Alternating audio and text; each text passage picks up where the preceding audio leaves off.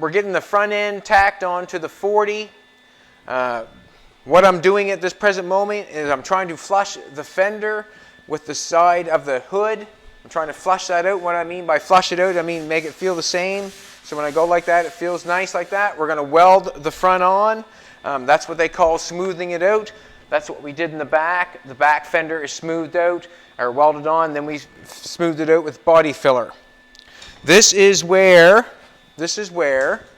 I became good at welding with a coat hanger. I liked the gap on that. When I was welding things together, if there was a gap, I found there was not enough material to grind off and make it look good, I found most times. So most times I will grab a coat hanger, I will weld it with the MIG welder, and I will fill that gap to give me a little bit more weld than I need.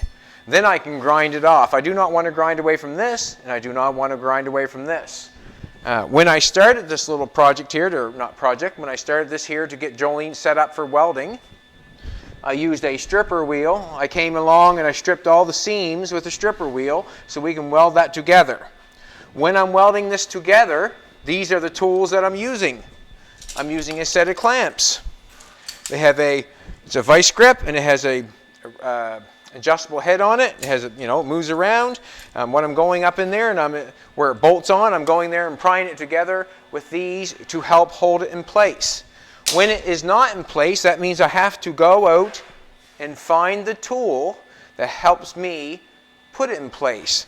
The hood side was not out to the fender where I liked it was sucked in like that. I didn't like that. So what I did is I got a tool, a little screwdriver, and I pried it out. And then I welded it. So when it fit good, I welded it.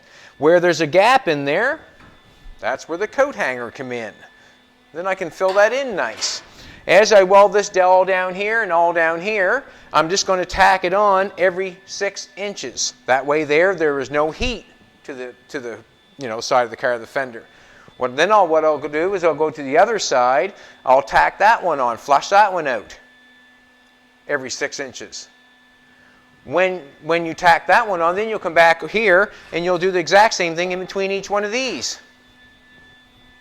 Then you run to the other side and do the exact same thing until we get it about 1 inch apart, and then we start welding 1, 2, 3, 4, and then we have the air with us with the air nozzle, and we cool it off. And we cool it off until we can touch it.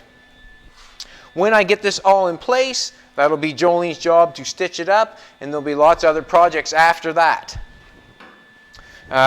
We have got, as I do that, we have gotten the Bugatti doors swinging.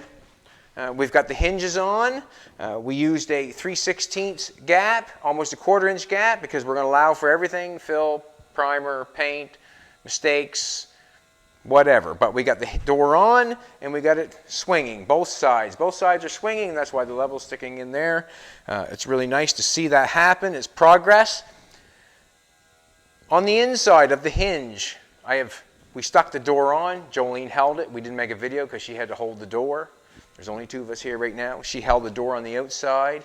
On the inside, I tacked the hinge with the welder around the stainless steel.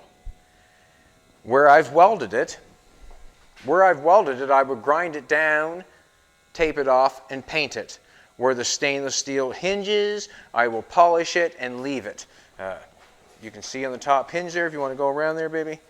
I'm sorry about that. If you want to go around there, it's tacked 4 places. I will weld it all the way around, grind it off nice, fill, paint, prime, whatever, and then I will leave this stainless alone. I will tape it off and make it look nice.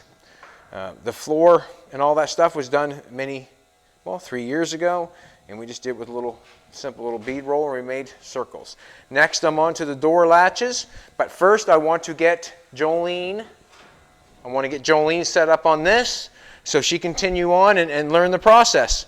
I'm going to continue on this and get the doors shutting and latching and all that sort of stuff. I like the cars that I'm surrounded around by right now. It just makes me feel good that some of the projects that we've had around here forever are getting their time. I also use a Lincoln electric welder. On sheet metal, we usually use 18 gauge. On sheet metal, I like it on C and a little over 6. what I would say to some people, that's an acquired taste is what I'm going on there. I like a latte, and you might like cafe. So most times on sheet metal, I would set it on B and 5.5 on sheet metal. I like quick heat and penetration. I've done it enough. That's what I like. If you notice sometimes, or if you don't notice sometimes, the penetration means a lot when you're welding sheet metal, especially if you want to grind it off and make it look nice. You have to have the penetration if you want to grind it off and make it look nice. If you do not have the penetration, you grind it off and make it look nice, it's not really, the integrity of the metal is gone. That's why I like fast heat, so it penetrates quick. I like extra material, so we can grind it off. And that's what we're doing. And that's what we're doing.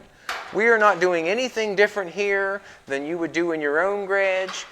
We are welding it up the best we can. We are grinding it off. We are cleaning it up. And we are filling it out to make it look like you've never seen before. We've had 2 episodes on. Really happy with it. Happy with all the comments. Appreciate you very much. Thursday night at 9, Bad Chad Customs.